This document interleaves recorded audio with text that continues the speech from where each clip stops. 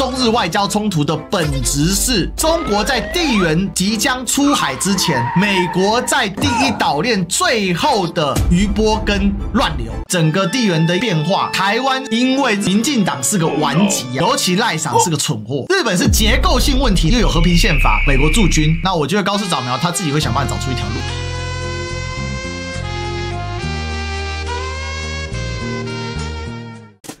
Ladies and gentlemen, welcome the host.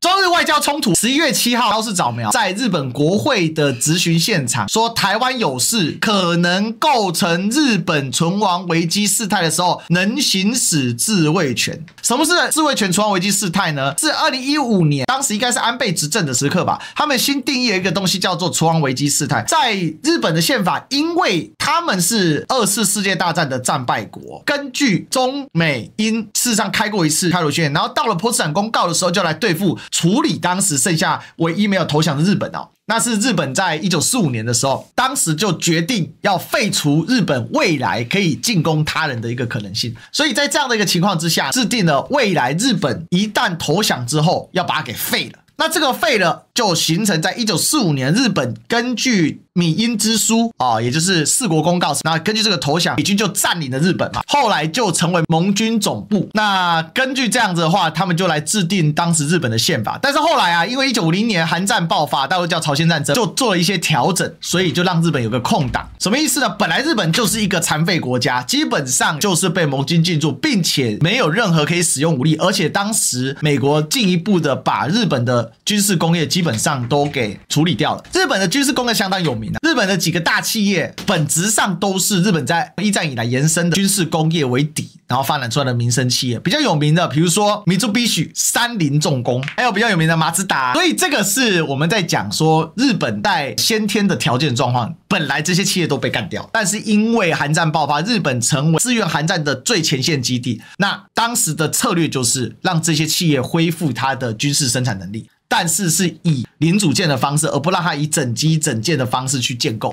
那憲法方面就直接限制了日本只能採取所謂和平憲法。這是為什麼在安倍上來之前很長一段時間，日本根本沒可能跟中國在那邊舞刀弄槍。因為這個條件你知道嗎？它的軍事工業是破碎的，它的憲法是限制的，右派再怎麼叫也沒有用，軍隊直接呢喪失進攻權，並且簽訂美日安保條約，美國跟日本高度綁定，由美國來主導對日本的安全保障。這個條約扯到什麼程度呢？一旦開戰，日本軍隊不能主動上去，但是他只做後勤支援。另外，日本國土的1/5作為美國軍事使用，這個就是所謂美日安保條約。所以日本是一個被閹割的國家，但是日本確實抓到了這個契機。在美國那時候正好的時候，美國並不會這麼勒索日本軍費，所以日本就在50年代、60年代、70年代高速發展的時候，其實就是背靠着美國的安全的提供保障。尤其那时候冷戰鬧得正夯的時候，日本是深受美國庇佑，就在這樣的一個基礎上起來。所以為什麼日本上一代的人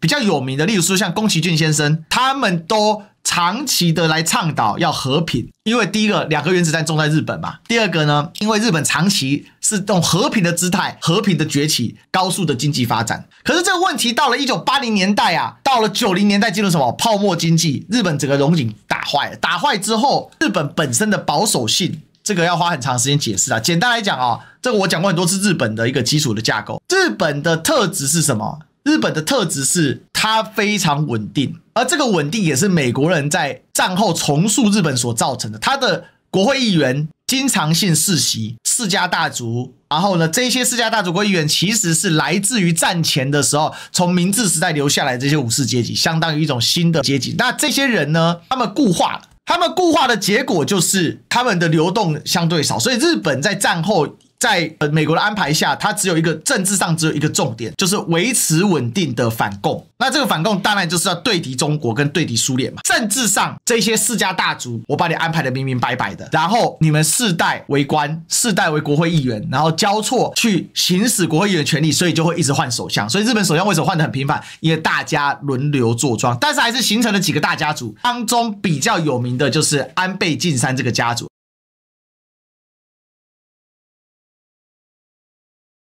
21世紀以前的日本，或者我們可以說在冷戰，甚至在後冷戰一段時間，所以我們可以說21世紀以前的日本，甚至在2010年以前的日本，整體的社會的各種樣態跟樣貌，事實上就是結合了日本在二戰之前所有的積累，加上二戰之後被美國所安排操作的樣態，再加上自身意志發展所綜合起來的結果。那這個結果就是日本在軍事方面沒有實質的力量，只有自衛隊。自衛隊跟一般軍隊差別最大在哪裡？自衛隊只有自衛權，人家打你你可以回應，但是你不能有進攻型的武器，所以你不能造航母。大家別忘了哦，二戰的時候日本是全世界航母造最多的國家之一，僅次於美國。有沒有僅次於英國我忘記了，但是應該是僅次於美國。然後也沒有宣戰權，尤其美日安保条約它是被說得很緊。所以呢，這些人去歷練之後呢，他就會冒出來。但這些人冒出來的时候，他進入到這個大體系裡面，有時候世家大嘴也 hold 不住，有時候世家大嘴也不想衝他們前面，所以就会有個別人透過這個流動就上來。比如就很多用名的嘛，比如說呢比較有趣的像是菅義偉。高市早苗也是一樣，高市早苗沒有背景，靠着自己是學霸一路摸爬滾打上來，而她還是女性。日本的政界啊，女性國會議員比例只有 15%， 日本是個非常非常壓抑保守的社會，所以你要說這是一個民主嗎？有時候我常講到民主，說什麼叫自由民主？日本這種民主你覺得是民主嗎？怎麼有點意思對吧？所以很多事情不要只看表象。那我講那麼多是幹嘛呢？因為我要告訴大家，你沒有了解這個背景，你不能理解今天中日衝突的核心是什麼。那日本在泡沫經濟之後呢，他們就有一派的人非常非常的不滿現狀，因為他們認為今天日本之所以會墮落到這種程度，之所以日本會發展到一個上限瓶頸的程度，為什麼？因為日本是個不正常國家。那為什麼不正常？日本最大的不正常就是他們有那部和平憲法，所以要打破和平憲法，打破日本的枷鎖，日本才会正常化。就回到所謂在15年的時候，安倍在執政，他們就新增了存亡危機事態。一直日本雖沒有遭到直接的攻擊，但美國等日本密切相關國家遭到其他武力攻擊，進而形成威脅日本國家存亡明顯根本從顛覆國民生命權利的危險狀態。日本自衛隊可行使受限的集體自衛權要件之一。什麼意思？我雖然不能直接說這是一個進攻權，但是我可以基於某種程度的判斷說我要行使自衛權。我沒被打，不是被打才有自衛權啊，沒有被打哪來的自衛呢？不是啊，這會影響到我，而且我跟這些周邊友好國家我們綁定在一起啊。這就是安倍啊他們當時在推的。後来安倍下台，就把這個危急存亡事態的邏輯啊，再加上了一個新的設定，叫做台灣有事就是日本有事。我這個危急存亡事態的行使不限於日本本土，而是可以擴張到日本周圍海域。但是他做首相的時候他不敢講這句話，因為講這句話會出現一個很嚴重的後果啊。那難道台灣還是你的殖民地嗎？第二個，如果真的行使這個的話，你是進入到了台灣的領土領海，那是不是你是對中國進行入侵呢？那這事情很嚴重，所以為什麼安倍在那時候他不敢講？石破茂扛不住壓力，再加上他本身能力也不夠好，這就給了高市早苗機會。所以為什麼日本人終於打破了那個男性牢籠，選出第一位女首相？這就是高市早苗的由來。你了解了這一段，你才知道為什麼高市早苗現在還是硬柿子。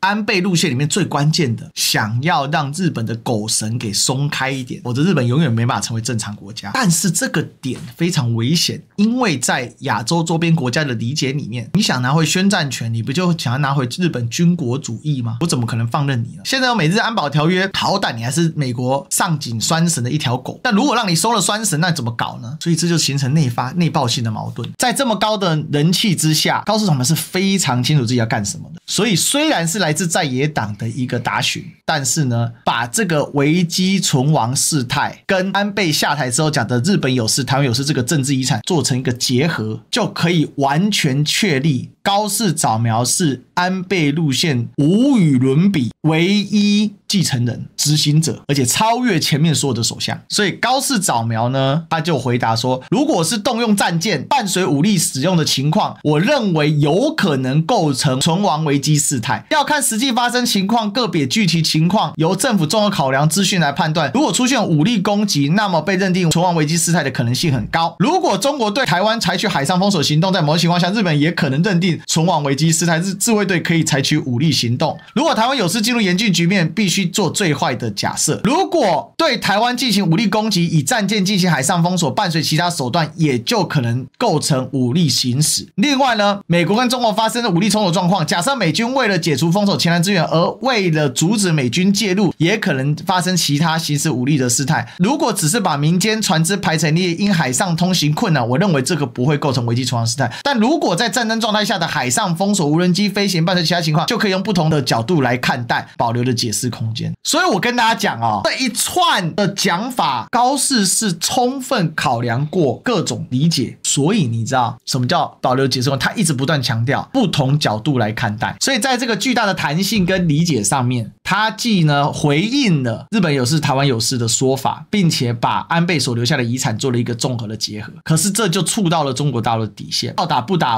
由我日本來決定。那請問這不是宣戰權？什麼是宣戰權？可是你要了解哦，高市他們所想的是要打不打我決定，但我可以決定不打。那以前是一旦美國啟動，日本只能跟着打。但是這个事情，因為日本曾經是帝國主義侵略國，對亞洲各國來講，它是一個非常非常敏感的一個狀況，所以中國一定會回懟。我如果放任你這樣幹，那相當於中國不在乎台灣主權啊。可是高市這樣做呢，除了對內有宣示性之外，另外對什麼？對美國有交代性。當美國開始積極的從第一島鏈往第二島鏈在布局，其實講白就是轉移嘛。那他講這話就是說，美國你放心，後面我來處理。那隱含的括號是什麼？你可以撤出了。所以這有意思哦。如果他今天講這個，他真的是要跟中國來搞事的話，理論上日本海上自衛隊會有一些演習的行動，可是並沒有。套一句話啦，就日本想脫美，但是脫美之前要極度拱美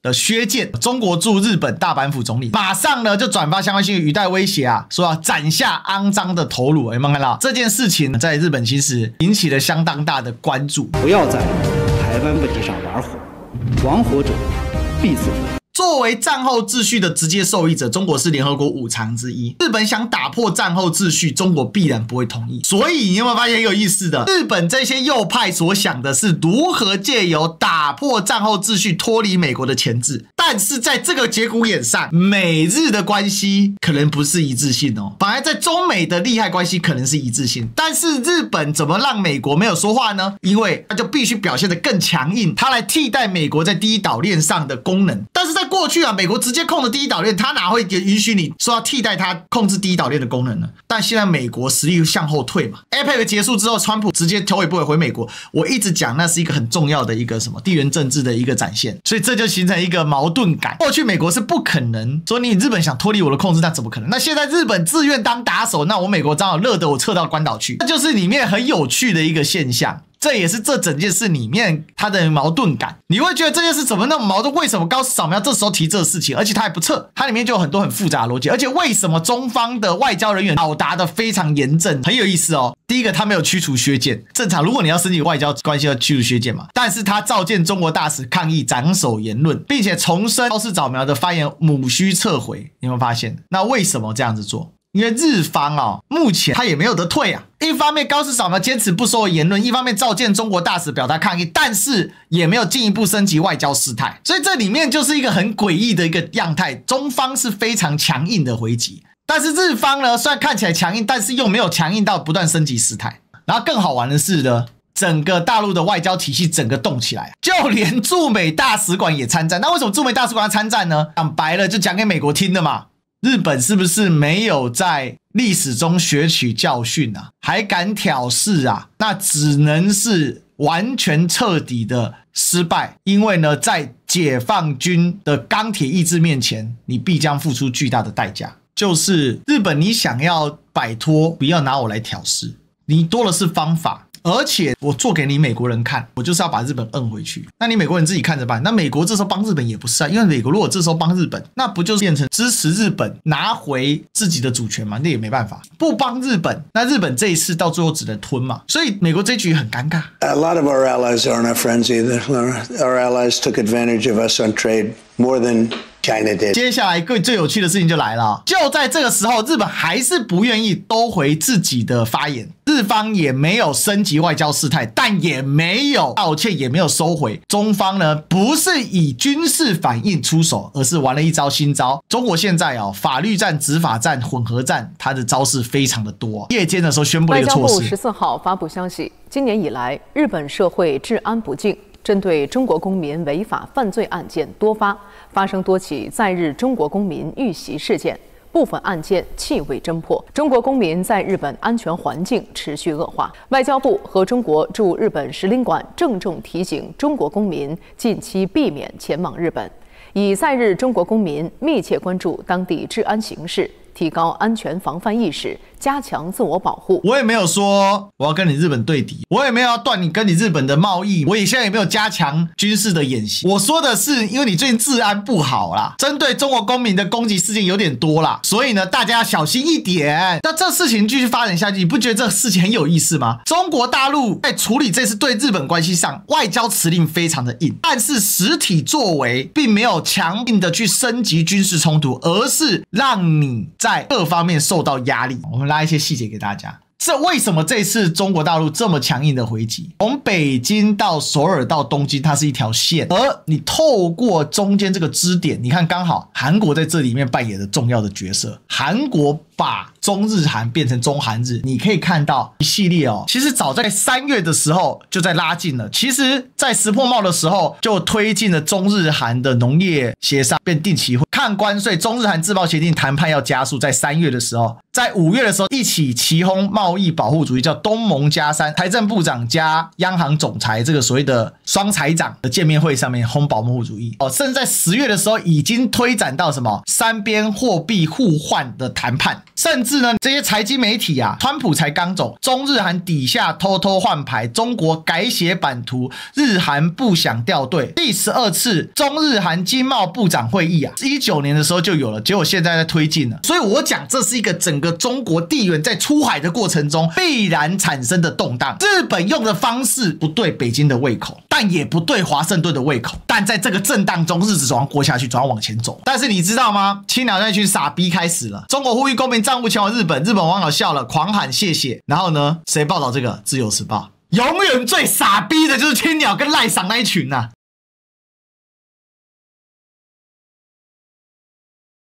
中國大外交登場，秋季外交，西班牙國王、泰王、挪威外相接連到訪，來證明幾個關鍵哦。西班牙國王跟泰王，你說這不是君主嗎？這影響力大嗎？西班牙國王他實質上是作為西班牙的一個統合的象徵，因為西班牙是一個相當分裂的國家。在佛朗哥將軍，也就是之前西班牙的獨裁者的那個時候，他的國王一度是缺位狀況，後來是把西班牙國王是重新扶上來之後，作為一個西班牙統合的象徵。所以西班牙國王在整個西班牙政治裡面，跟其他的歐洲國家有天然的不同，就是他的影響力更大，而且更實質。雖然他不直接參與西班牙的內政問題，但是他們向來家族的一些象徵跟表態凝合性更強，跟英國那種跪求大家不要廢除我的概念是不太一樣。英國的王室已經完全淪為了所謂的吉祥物了，而且呢，甚至有人討厭這個吉祥物。歐洲作為世界呢第3大市場，中國有2大抓手，一個就是西班牙，一個就是匈牙利。西班牙因為離前線太遠，它向來也比較叛逆一點，所以呢，這是2大抓手。所以中國的車企在匈牙利跟西班牙有大量的投資，所以西班牙其實是相当重要的一環，這就是大外交。你從一個地緣政治的邏輯來看，中國不僅在外溢自己的地緣的前線，現在更是大家跑到北京來做外交，不是我習近平出去啊，是你來了。所以在歐洲找抓手，在泰國、在東南亞找抓手，這是一個整個國際地緣政治的改變啊。11月12號上午，國家主席習近平在人民大會堂東門外廣場舉行儀式，歡迎西班牙國王費利佩6世訪華。所以這就是很多人看不懂說，西班牙的國王做一個虛位元首，為什麼要那麼高的規格來歡迎他？因為這是整個中國的秋季大外交的一整個系統之一。再來呢，泰國國王來了。泰國國王呢，那一天來的時候 ，KK 園區主謀被逮了，大家都認為這叫什麼？訪華在即，送給大陸的禮物。泰國國王是實質上能夠影響，他不是一個單純的君主立憲國。泰王在泰國是不能被批評的，泰國王室是不能被批評的，批評抓去關，外國人也一樣。所以在泰國泰王的實質影響力是非常大，比泰國首相呢還要大。西班牙喜歡利用他們的國王出訪的方式，用這種軟性外交，但是事實上對國民去投射一種影響力。泰國也是這樣子。泰國呢，在國際地緣有一個特色哦，泰國是整個東南亞唯一沒有被殖民過的國家。泰國過去奉行的是一個相對中立的一個外交政策，這是50年來第一次泰國國王到中國大陸去訪問。因為呢，東老鐵路啊，再往下就是中泰鐵路這一段，中泰鐵路現在修到永珍嘛，然後要往郎開這邊過去，要經過泰國的曼谷，然後一路修，未來希望經過吉隆坡，最後修到新加坡，這叫泛亞鐵路，就是從中國拉一條鐵路貫穿整個東南亞。所以我說，為什麼整個大外交的形式，大家要去認清一件事情，我們為什麼從中日講到這邊來呢？因為現在中國大陸正在積極的發力往整個地緣的外溢效應。歐洲我也有抓手，東南亞我也在突破，那剩下東北亞跟台灣問題。台灣問題目前最新的四川艦已經進行海試了。那日本的問題在於說，它有一個很深層的內部的問題。那這就是為什麼中國大陸對日本這一次的做法表出一個非常強硬的態度。只是高市早苗太自信，很快把它引爆。但我認為高市早苗知道自己在做什麼，所以我們接下來就是慢慢看，會有一條線。這條線是什麼呢？就是接下來整個中國的外交的核心就是搞定東北亞，處理台灣問題。結論啊，中國的地緣在出海，這個地緣政治出海是透過外交跟整體實力的提升出海，不是一個強衝突的出海。在這個過程當中，必然引爆既有的第一島鏈的政治動盪，而這個政治動盪最重要衝擊的有2個地方，直接指向2個地方，一個就是日本那個被美國在2戰之後所定下的非常頑強的和平憲法結構，另外一個就是長期存在的台灣問題。我認為日本沒事，而台灣會因為賴桑的愚蠢付出巨大的代價。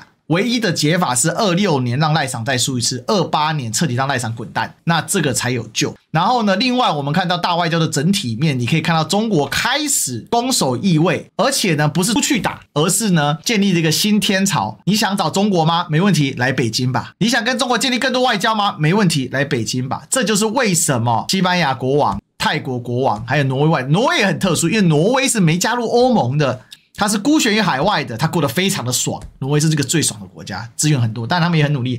但是挪威也來了，那代表說，即便是在整個世界體系裡面，他可以安然自處的國家，他都注意到了這個世界的一個變化。所以我講啊，2024年是亂，2025年是變。我看到的2026年，目前的字我還沒想好，但是我大概率會寫一個字叫升，東升西落，很多的變化都會往上再提升，這是我整體的一個看法。